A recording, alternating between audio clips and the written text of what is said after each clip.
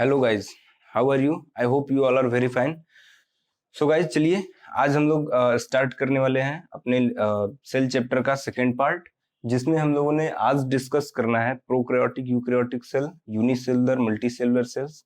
ठीक है, ये दो टॉपिक आज हम लोग कवर करेंगे और हम लोग देखेंगे कि कैसे सेल एक इंडिविजुअली अकेला सेल पूरा प्रोसेस ऑफ लाइफ प्रोसेस को कैसे ओरिजिनेट करता है, कैसे फंक्शन उसके अंदर होता है। ठीक है, तो गाइज तब तक के लिए बने रहिए हमारे साथ और चैनल को लाइक कीजिए, सब्सक्राइब कीजिए और बेल आइकन को दबाइए और जितना हो सके वीडियो को शेयर करिए। तो देखिए, जैसा कि हम लोगों ने अपने पिछले लेक्चर में देखा था कि सेल जो है हमारा फंडामेंटल, स्ट्रक्चरल और फंक्शनल यूनिट है। फंडामेंटल और स्ट्रक्चरल तो हम लोगों ने समझ लिया था। हम लोगों ने जो समझना था अभी वो फंक्शनल यूनिट, कि हम सेल को फंक्शनल यूनिट कैसे कह सकते हैं। How can we say the cell is the functional unit of our body organisation और the organisation of living organism. How is the cell is the functional unit. ठीक है, तो हम लोगों ने देखा था कि हमारे पास ये एक एनिमल सेल है। ठीक है, दिस इज एनिमल सेल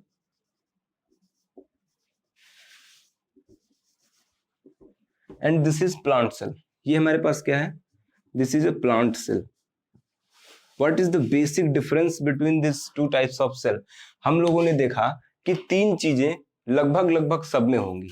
वो क्या है?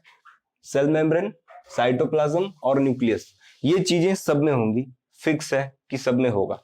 ठीक है, चाहे वो एनिमल सेल हो चाहे प्लांट सेल हो। ओके, देन उसके बाद यहाँ पे हमने जो डिफरेंस देखा कि प्लांट सेल के अंदर हमको सेलुलोजिक सेल वॉल दिखता है। Cell wall is made up of cellulose. ठीक है, this cell wall is generally made up of cellulose. Cellulose in case of bacteria या in case of fungi, this cellulose is may be made up of chitin. ठीक है, तो generally plant, green plants में ये cellulosic cell wall होता है, लेकिन और कुछ में काइटिन का हो सकता है, पेक्टिन भी हो सकता है, तो वो सब हमको देखने को मिलता है।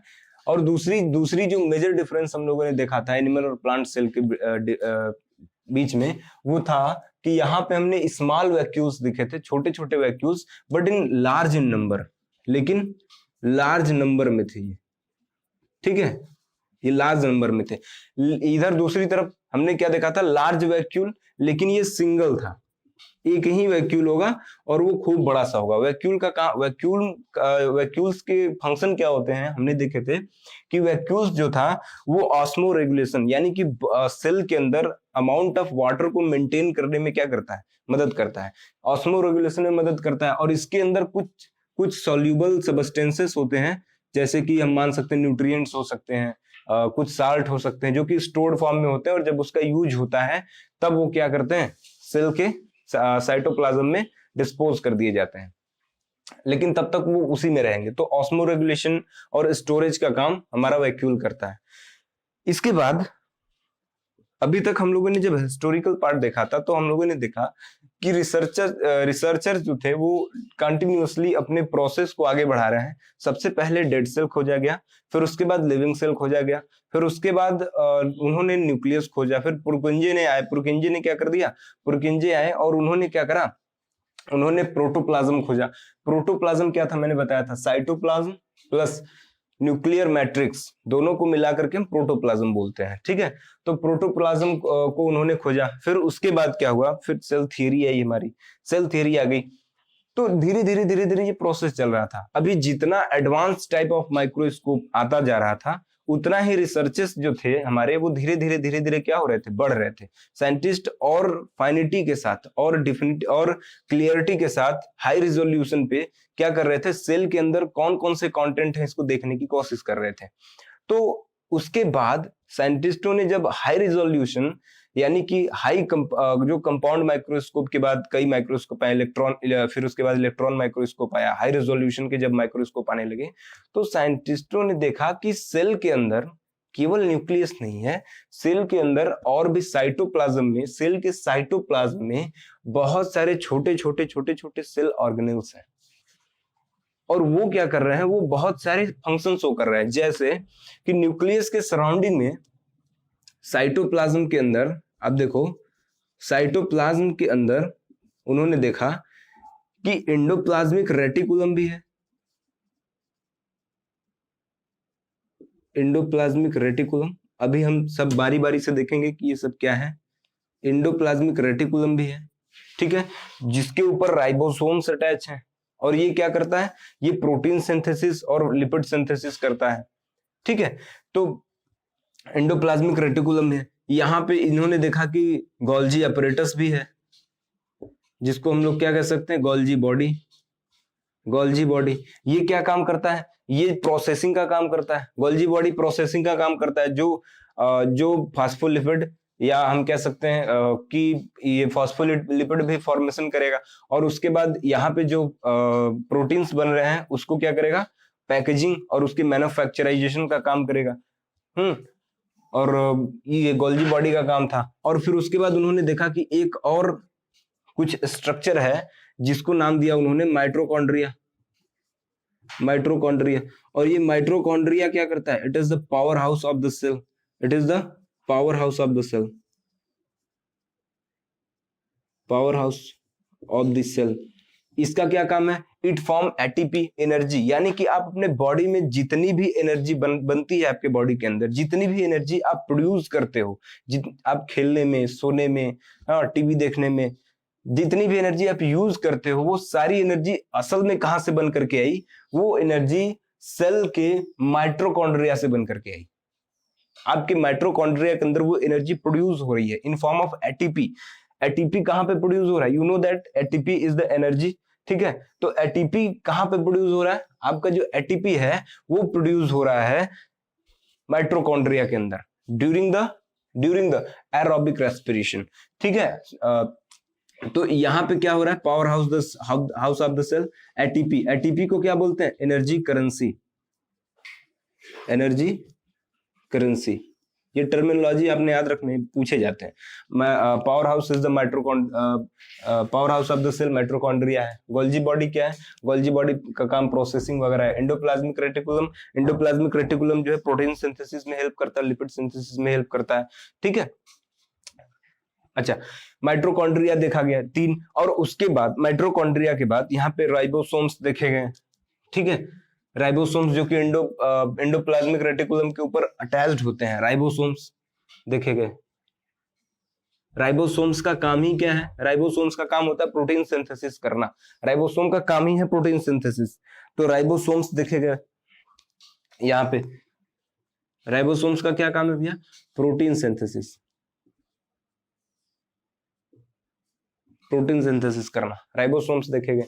इसके अलावा, राइबोसोम के अलावा प्लांट सेल में जाएंगे तो हम अपने प्लास्टिड, प्लांट सेल के अंदर प्लास्टिड भी देखा गया। ये केवल प्लांट सेल में देखा गया, याद रखेंगे आप।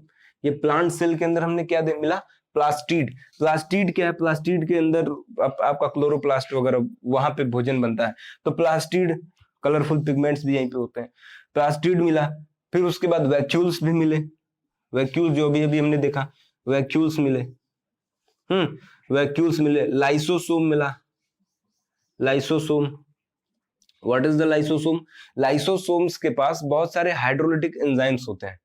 Lysosomes have many types of hydrolytic enzyme which digest the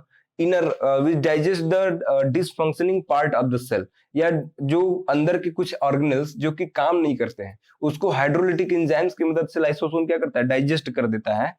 और इसीलिए लाइसोसोम को कभी कभी क्या होता है कि लाइसोसोम जब कभी कभी खराब हो जाता है, या सेल जब कभी डैमेज हो जाता है, तो लाइसोसोम क्या करता है, लाइसोसोम खुद ब्रस्ट हो जाता है। और जब ब्रस्ट हो जाता है तो इसके अंदर का जो हाइड्रोलिटिक एंजाइम है वो सेल में फ्री हो जाता है, एंड देन ये पूरे के पूरे सेल को ही डाइजेस्ट कर जाता है। दैट्स व्हाई लाइसोसोम को हम कई बार क्या कहते हैं, suicide bag of the cell. Lysosome is known as suicide bag of the cell, suicide bag of the cell.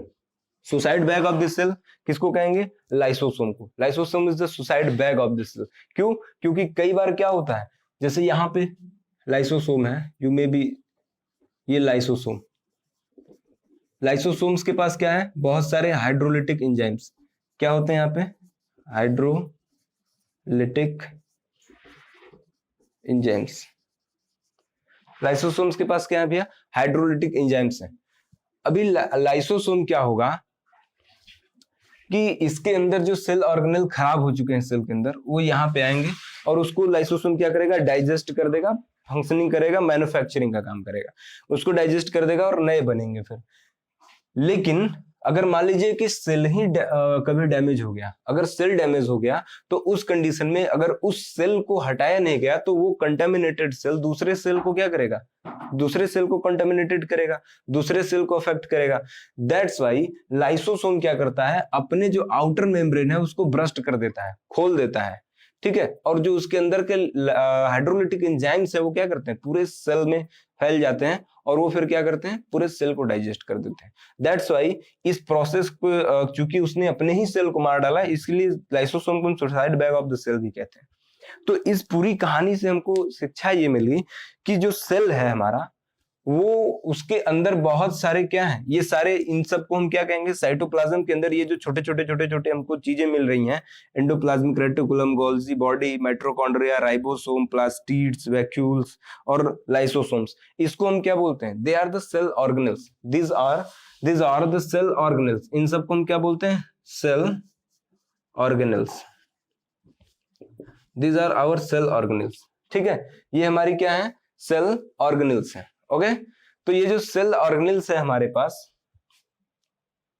Cell organelles, ये सेल ऑर्गेनेल्स जो हैं ये इंडिविजुअल फंक्शन करती हैं और ये फ्री है अपना काम करने के लिए, और इन सबका इंडिविजुअल फंक्शन जो होता है वो हमको सेल का फंक्शन देता है। यानी कि सेल जो है वो सेल के अंदर भी डिवीजन है कि माइटोकॉन्ड्रिया एनर्जी बनाएगा, एंडोप्लाज्मिक रेटिकुलम प्रोटीन सिंथेसिस करेगा राइबोसोम की मदद से, गोल्जी बॉडी प्रोसेसिंग मैन्युफैक्चरिंग का काम करेगा, ठीक है, प्लास्टिड्स अगर प्लांट के अंदर है तो वो उधर एनर्जी बनाएंगे, और उसके बाद वैक्यूल्स ऑस्मो रेगुलेशन का काम करेगा। तो ये सारा जो काम है लाइसोसोम क्या करेगा, लाइसोसोम डाइजेस्ट करेगा जो अनरिक्वायर सबस्टेंस होंगे सेल के अंदर, अनरिक्वायर सबस्टेंस या कुछ खराब हुए सेल ऑर्गेनेल्स, जो डिसफंक्शनिंग सेल ऑर्गेनेल है उसको क्या करेगा, डाइजेस्ट करेगा। तो ये इसको एक प्रोसेस हो रहा है सेल के अंदर। तो सेल अकेले काम नहीं करता, सेल क्या है, सेल के अंदर भी बहुत सारी चीजें हैं जो कि मिल करके क्या कर रहे हैं, सेल के इंडिविजुअल फंक्शन को शो कर रही हैं। तो इस कारण सेल के अंदर भी क्या है, एक डिवीजन ऑफ लेबर हमने देखा ऑर्गेनेल लेवल पे, सेल ऑर्गेनेल लेवल पे सेल के अंदर हमको क्या मिला, डिवीजन ऑफ लेबर मिला। तो इस हिसाब से हम ये कह सकते हैं कि सेल नाउ द सेल क्या है, एक हम कह सकते हैं कि यूनिसेलुलर सेल के पास एक कैपेसिटी, यानी एक सिंगल सेल के पास एक कैपेसिटी है कि वो पूरा का पूरा लाइफ प्रोसेस शो कर सकता है। इसका एग्जांपल आपके पास क्या है, अमीबा, पैरामीशियम। अमीबा पैरामीशियम क्या है, amoeba is a unicellular organism. Amoeba क्या है, amoeba is a unicellular organism. if this is amoeba, this is a unicellular organism, ठीक है। तो अमीबा क्या है, ये एक यूनिसेलुलर ऑर्गेनिज्म है।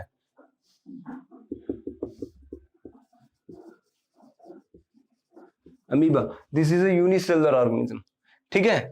तो अमीबा एक यूनिसेलुलर ऑर्गेनिज्म है, और आप जरा समझो कि अपना पूरा का पूरा जो लाइफ प्रोसेस है, ये पूरा का पूरा अपना लाइफ प्रोसेस एक सिंगल सेल है, और इसने क्या करा है, अपने पूरा का पूरा respiration, nutrition, excretion, nutrition through endocytosis, excretion through exocytosis, and then उसके बाद अमीबा के अंदर क्या होता है, बाइनरी फिजन। आपने पढ़ा होगा बाइनरी फिजन के थ्रू ये क्या करता है, बाइनरी फिजन के थ्रू हमारा जो अमीबा है ये रिप्रोडक्शन शो करता है, asexual reproduction by binary fission हमने पढ़ा है। एक अमीबा दो भाग में, दो डॉटर सेल में कन्वर्ट हो जाता है। तो एक single cell has capacity to show every all life process, that is respiration, nutrition, reproduction, digestion, सब कुछ कर सकता है वो।